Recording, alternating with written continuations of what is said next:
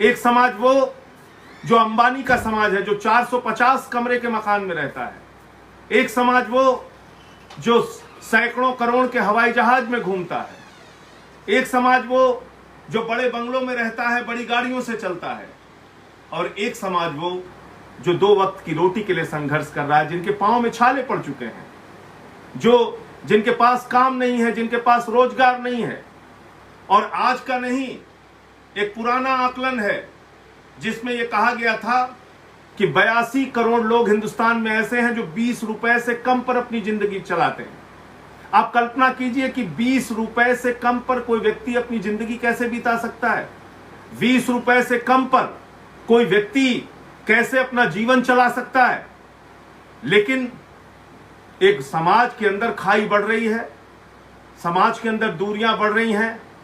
और जब अब असमानता का समाज रहेगा, जब अमीर और गरीब के बीच खाइयां बढ़ती रहेंगी, तब समाजवाद का सिद्धांत, समाजवादी विचारधारा, डॉक्टर लोहिया का संदेश समाज में प्रासंगिक रहेगा। और इसलिए मैं कह रहा हूं कि हिंदुस्तान की जो व्यवस्था है, उस व्यवस्था में समाजवादी विचारधारा से ही हमारी समस्याओं का समाधान हो सकता है। और समाजवाद की विचारधारा आज भी उतनी प्रासंगिक है, आज भी उसकी उतनी जरूरत जमीन पर है। समाजवाद क्या कहता है? हम जन्मना भेद को नहीं मानते। समाजवाद कहता है समता मूलक संपन्नता युक्त समाज की स्थापना समाजवाद का मूल सिद्धांत है। समाजवाद कहता है गैर बराबरी का समाज नहीं होना चाहिए, बराबरी का समाज होना चाहिए। लेकिन आज भी हमको खबरें देखने को मिलती हैं। भारतीय जनता पार्टी का एक सांसद जो दलित समाज से है, कर्नाटक के अंदर वो एक घर के योजना का, एक गरीबों के लिए घर की योजना का उद्घाटन करने एक गांव में जाते हैं, तो उनको वहां से भगा दिया जाता है क्योंकि वो दलित समाज से थे। हम आज भी ये खबरें पढ़ते हैं कि गांवों के अंदर अगर मिड डे मील बनाने वाली महिला दलित समाज से है, तो गांव का गांव विरोध करने पर इकट्ठा हो जाता है कि हम उसके हाथ का बना हुआ नहीं खाएंगे। हम आज भी देखने को मिलता है हमारी व्यवस्था के अंदर कि जो समाज का दलित वर्ग है, समाज का पिछड़ा वर्ग है, समाज का शोषित वर्ग है, समाज का वंचित वर्ग है, उसके अधिकारों की उपेक्षा हो रही है और लगातार उसको अभी भी दबाने का प्रयास किया जाता है। अब जैसे आरक्षण का ही मसला ले लीजिए। सोशलिस्टों ने एक जमाने में नारा लगाया कि सोशलिस्टों ने बांधी गांठ, पिछड़े पांव 100 में 60। हमने 100 में 60 का नारा दिया था। और यह नारा क्यों दिया था? आरक्षण की व्यवस्था को समाजवादी विशेष अवसर का सिद्धांत भी कहते हैं। यानी एक व्यक्ति जो 100 किलोमीटर आगे खड़ा है और एक व्यक्ति जो 0 पॉइंट पे खड़ा है, दोनों के बीच में प्रतियोगिता नहीं कराई जा सकती, दोनों के बीच में एक साथ दौड़ नहीं कराई जा सकती। यानी जो 0 पॉइंट पे खड़ा है उसको 100 किलोमीटर आगे खड़े हुए व्यक्ति के बराबर लाना पड़ेगा। और बराबर लाने के लिए उसको विशेष अवसर देने होंगे, बराबर लाने के लिए उसको विशेष अधिकार देने होंगे, बराबर लाने के लिए उसको आरक्षण की व्यवस्था भी देनी होगी, आर्थिक मदद भी देना होगा, मकान का भी इंतजाम करना पड़ेगा। रोटी, कपड़ा और मकान मांग रहा है हिंदुस्तान, जो समाजवादियों का नारा था। तो आज भी उसको विशेष अवसर की आवश्यकता है। तो आरक्षण पे समाज को बांटने का काम आज की तारीख में किया जा रहा है, लोगों को लड़ाने का काम आज की तारीख में किया जा रहा है। लेकिन समाजवादी आंदोलन के नेताओं को याद कर लीजिए, जिन लोगों ने इस पिछड़े वर्ग की, शोषित वर्ग की, इस वंचित वर्ग की लड़ाई लड़ी, उनमें बहुत सारे ऐसे नाम थे जो कोई दलित समाज से नहीं थे। डॉक्टर लोहिया सवर्ण वर्ग से आते थे, राजनारायण जी सवर्ण वर्ग से आते थे, जयप्रकाश जी सवर्ण वर्ग से आते थे, हिंदुस्तान के जनेश्वर मिश्रा जी सवर्ण वर्ग से आते थे। जिस नेता के चरणों में बैठ के मैंने समाजवादी विचारधारा के काखा गाघा को सीखा है, वो रघु ठाकुर जी, वो कोई दलित समाज से नहीं है, लेकिन उन्होंने बताया, समझाया कि समाजवाद का मतलब है समाज के अंतिम आदमी तक अधिकार पहुंचना चाहिए, उसकी जरूरतें पहुंचनी चाहिए। और यह पूंजीवादी व्यवस्था में संभव नहीं है साथियों। ये आज जो व्यवस्था, जो होड़ चलाई जा रही है विदेशी व्यापार को बढ़ावा देना, विदेशी व्यवस्था को बढ़ावा देना, FDI। अब आप देखिए, बड़ा मजाक सा लगता है, प्रधानमंत्री जी कह रहे हैं लोकल वोकल, प्रधानमंत्री जी कह रहे हैं स्वदेशी को बढ़ावा देना। कौन सी सरकार कह रही है? जिस सरकार ने रिटेल में 100% FDI की छूट दे दी, जिस सरकार ने रक्षा क्षेत्र जैसे संवेदनशील क्षेत्र में 49% FDI यानी कि विदेशी निवेश की छूट दे दी। आज हिंदुस्तान में बिस्कुट लेना हो विदेशी, पानी लेना हो विदेशी, चिप्स लेना हो विदेशी, शरबत लेना हो विदेशी, सब्जी लेना हो विदेशी, आटा लेना हो विदेशी, चावल लेना हो विदेशी, यानी खाने पीने पहनने ओढ़ने से लेके सब कुछ इस देश के अंदर, हवाई जहाज से लेके सुई तक सब कुछ विदेशी मिल रहा है। और ऐसे समय में अब हमें स्वदेशी का मजाक सिखाया जा रहा है। हम स्वदेशी की व्यवस्था के प्रति प्रतिबद्ध हैं। हम राष्ट्रपिता महात्मा गांधी के स्वराज की व्यवस्था के प्रति प्रतिबद्ध हैं। हम डॉक्टर लोहिया के समाजवाद के प्रति प्रतिबद्ध हैं।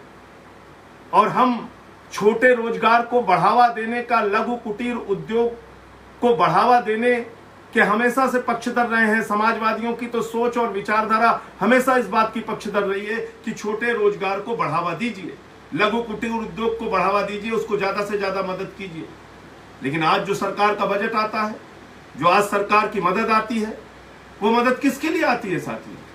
वो मदद आती है समाज के चंद पूंजीपतियों के लिए। आपको मालूम है, लगभग 2 लाख करोड़ रुपए का टैक्स की छूट हर साल पूंजीपतियों को दी जाती है, कॉर्पोरेट वर्ग को दी जाती है। लाखों करोड़ रुपए की उनको छूट दी जाती है। अभी 20 लाख करोड़ का पैकेज आया, और ये पैकेज क्या है? लोन बांटो योजना है। कह रहे हैं MSME सेक्टर को 3 लाख करोड़ रुपए का हम कर्जा देंगे। कर्जा देना कोई सीधी सहायता तो है नहीं। कर्जा देना तो कान घुमा के पकड़ के आपने मदद की और हम कर्जा लेंगे क्यों? MSME सेक्टर में यानी मध्यम कुटीर लघु उद्योग चलाने वाले लोगों के सामान की मांग अगर बाजार में होगी, तभी वो लोग कोई कर्जा लेंगे, तभी वो अपना उत्पादन करेंगे। लेकिन नहीं, मांग तो है नहीं बाजार में, अर्थव्यवस्था ठप पड़ी है।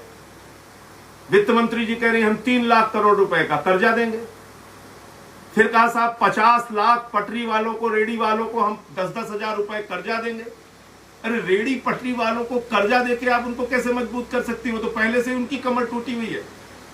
इस वक्त जरूरत थी बाजार में मांग पैदा करने की, खरीद की मांग पैदा करने की, और वो तब होगी जब सीधे आर्थिक सहायता गरीब के खाते में आएगी। वो तब होगी जब सीधे आर्थिक सहायता मजदूर के खाते में आएगी। आप उनके खाते में डायरेक्ट पैसा देंगे, तब वो बाजार में कुछ खरीदने के काबिल होंगे और उससे अर्थव्यवस्था का पहिया आगे बढ़ेगा। लेकिन हम देख रहे हैं कि जो भी सोच है, 68,000 करोड़ रुपए चंद पूंजीपतियों का माफ कर दिया गया, जिसमें कौन है?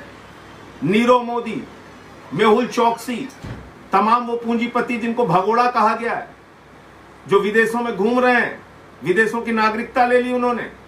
और ये एक अच्छा तरीका है। हिंदुस्तान में हजारों करोड़ लूटिए, लाखों करोड़ लूटिए, और विदेशों में जाकर 2-5 करोड़ रुपए का इन्वेस्टमेंट करके, और ये हो जाता है। छोटे छोटे देश हैं जिनके साथ आपकी प्रत्यार्पण संधि नहीं है, उन देशों में आप 2-4 करोड़ रुपए, 5 करोड़ रुपए इन्वेस्ट करके वहां की नागरिकता ले सकते हैं। तो ये अच्छा तरीका है। हिंदुस्तान में हजारों लाखों करोड़ रुपए लूटो और विदेश की जाके नागरिकता ले लो, फिर वहां से कोई आपको लाभ ही नहीं सकता, क्योंकि उस देश के साथ भारत की प्रत्यार्पण संधि नहीं है। तो कुल मिलाकर आज भी हम लोगों को सोचना होगा, विचार करना होगा कि डॉक्टर लोहिया का संदेश, मधुलिमेय जी का संदेश, राजनारायण जी का संदेश, समाजवादी नेताओं का संदेश, कर्पूरी ठाकुर जी का संदेश, उनका जीवन, उनका विचार, उनका रहन सहन, आज उसकी प्रासंगिकता है कि नहीं है, एक बड़ा सवाल है जिसके बारे में हमें सोचना पड़ेगा। और ये सोचने के लिए हमें इसलिए मजबूर होना पड़ रहा है कि आज भी वो तमाम नारे, वो तमाम आंदोलन, उतनी ही आज उसकी आवश्यकता है जितनी कि शुरुआती दिनों में रहे। जब तक गैर बराबरी का समाज रहेगा तब तक समाजवाद का सिद्धांत प्रासंगिक है। और आज गैर बराबरी का समाज बना हुआ है। मैं कोई 77 के आंदोलन में नहीं था साथी, ना 42 के आंदोलन में था। मैंने उसको किताबों में पढ़ा है और समाजवादी विचारधारा के प्रति भी मेरा कोई ऐसा शुरुआती लगाव नहीं था। लेकिन मेरी मुलाकात हुई हिंदुस्तान के प्रख्यात समाजवादी नेता आदरणीय रघु ठाकुर जी के साथ, और उनसे जब मैं पहली बार सुल्तानपुर के रेलवे स्टेशन पे मिला, वो बड़े बड़े पदों पे रह चुके थे, जनता पार्टी में बड़े पदों पे रह चुके थे, जनता दल में राष्ट्रीय महासचिव के पद पे रह चुके थे, कई राज्यों के प्रभारी रह चुके थे। समाजवादी पार्टी की जब मुलायम सिंह जी की सरकार थी उत्तर प्रदेश में, उस समय वो राष्ट्रीय महासचिव रह चुके थे, बड़े बड़े पदों पे थे। उसके बाद मैंने अपनी एक संस्था के कार्यक्रम में उनको बुलाया था, और मैं घटना इसलिए आपको बता रहा हूं कि आज भी समाजवाद के प्रति समर्पित लोग जिंदा हैं। तो मैं स्टेशन पर गया, अपनी संस्था के कार्यक्रम में उनको बुलाया था, उनको रिसीव करने के लिए गया। शहीद आजम भगत सिंह की जयंती पर वो कार्यक्रम था। आजाद समाज सेवा समिति नाम की हमारी संस्था सुल्तानपुर में चलती थी, छोटी सी संस्था, आज भी चलती। और मैं एसी डिब्बे के सामने खड़े होके इंतजार कर रहा था कि रघु जी आएंगे और उनको रिसीव करेंगे और उनको ले जाएंगे नारा लगाते हुए। और मैंने देखा कि गाड़ी आई, रुकी और चली गई, कोई व्यक्ति उतरा नहीं। मैं सोचने लगा कि शायद जैसे दूसरे नेता होते, इन्होंने भी कार्यक्रम दे दिया और आए नहीं। लेकिन देखा कि एक आदमी